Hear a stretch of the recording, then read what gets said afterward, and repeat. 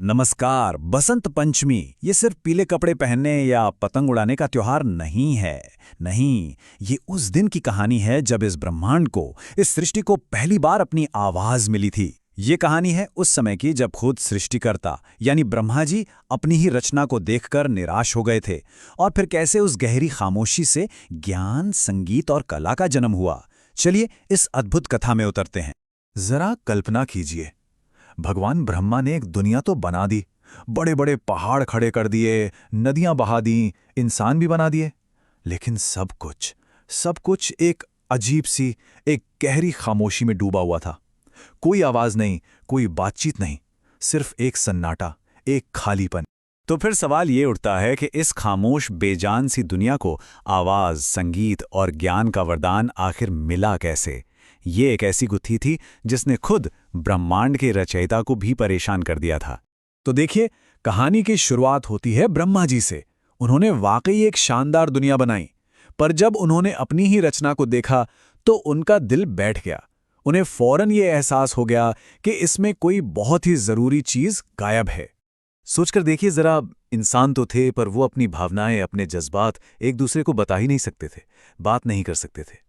नदियां बह तो रही थी पर उनमें कोई कल की आवाज नहीं थी। पक्षी थे पर उनकी कोई चहचहाट नहीं थी। सब कुछ होते हुए भी सब कुछ बेजान सा लग रहा था। ब्रह्मा जी का दुख जानते हैं कैसा था? बिल्कुल एक पिता के दर्द जैसा, जिसका बच्चा बोल नहीं सकता। उन्हें अपनी ही बनाई हुई दुनिया पर ग्लानि होने लगी और वो बहुत बहुत ज्यादा व्याकुल हो गए।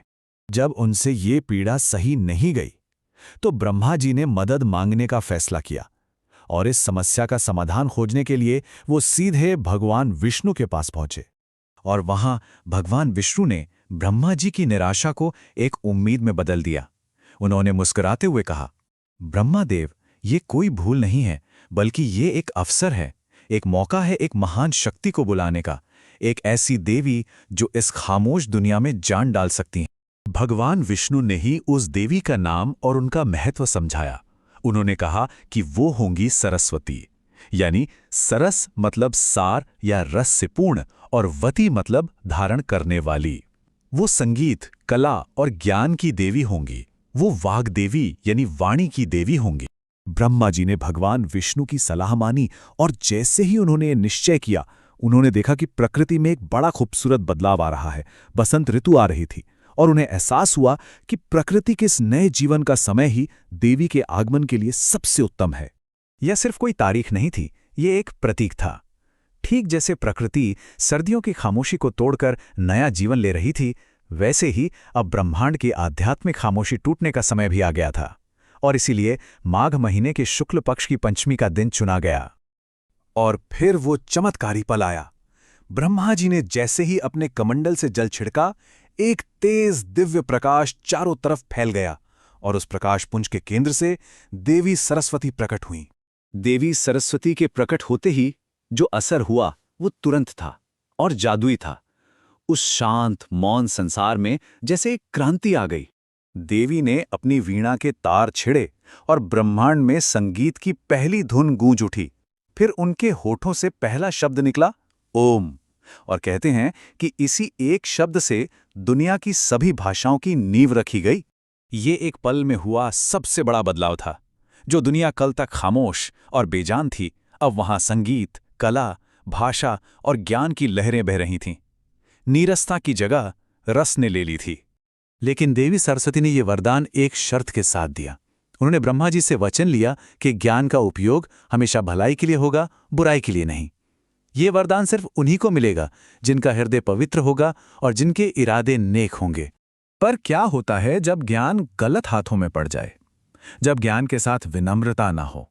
इस बात को समझने के लिए रावण की कहानी से बेहतर कोई और उदाहरण हो ही नहीं सकता। रावण के भीतर का असली संघर्ष यही था। उसके पास अपार ज्ञान था, लेकिन उसका वो ज्ञान उसके बहुत बड़े अहंकार के कारण भ्रष्ट हो गया था। कहते हैं देवी सरस्वती ने रावण को एक बहुत शक्तिशाली सीख दी थी कि उसका पतन ज्ञान की कमी से नहीं, बल्कि विनम्रता की कमी की वजह से हुआ। ज्ञान जब विनम्रता के बिना आता है तो वो वरदान नहीं, अभिशाप बन जाता है। चलिए अब जरा मां सरस्वती के स्वरूप को समझते हैं। उनकी हर एक चीज, हर एक प्रतीक में एक बहुत गहरा अर्थ छिपा है। जो हमें ज्ञान के असली मतलब के बारे में बहुत कुछ सिखाता है। उनके जो सफ़ेद वस्त्र हैं वो ज्ञान की शुद्धता का प्रतीक है कि सच्चा ज्ञान किसी भेदभाव के बिना होता है। वीणा हमें याद दिलाती है कि ज्ञान सिर्फ किताबें पढ़ना नहीं बल्कि कला और सद्भाव भी है।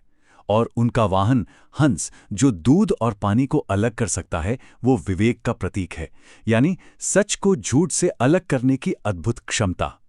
और उनकी 4 भुजाएं हमें बताती हैं कि सच्चा ज्ञान सर्वव्यापी है। ये हर दिशा में फैलता है, इसकी कोई सीमा नहीं होती। तो आखिर में ये सवाल हमारे मन में आता है कि इस बसंत पंचमी पर हमारी प्रार्थना का असली सार क्या होना चाहिए, हमें क्या मांगना चाहिए? तो इस बसंत पंचमी माँ सरस्वती से सिर्फ ज्ञान ना मांगे, ज्ञान के साथ विवेक मांगे, विवेक के साथ शक्ति मांगे, और इन सबसे बढ़कर विनम्रता, करुणा और प्रेम मांगे, क्योंकि इन सब के बिना ज्ञान अधूरा है। क्योंकि याद रखिए, ज्ञान का असली उद्देश्य मानवता की सेवा करना है। ज्ञान तभी सार्थक है जब वो हमारे दिलों में नफरत नहीं बल्कि प्रेम और करुणा जगाए। ओम एम सरस्वतये नमः। दोस्तों, हमारे टीम द्वारा बताए गए वीडियो की जानकारी आपको कैसी लगी? यदि वीडियो आपको पसंद आया हो तो हमारे वीडियो को लाइक कीजिए, और अभी तक यदि आपने हमारे चैनल को सब्सक्राइब नहीं किया तो हम आपसे कहेंगे हमारे चैनल को तुरंत सब्सक्राइब करें और बेल आइकन पर ऑल पर क्लिक करके नोटिफिकेशन आपको तुरंत मिलता रहे, इसके लिए आप ऑल पर बेल आइकन को ज़रूर क्लिक करें। दोस्तों, आप किस विषय पर वीडियो देखना चाहते हैं, इस बारे में आप हमें जानकारी दें। हम अपनी टीम द्वारा उस विषय पर आपको बेहतरीन वीडियो बनाकर आपके सामने प्रस्तुत करेंगे।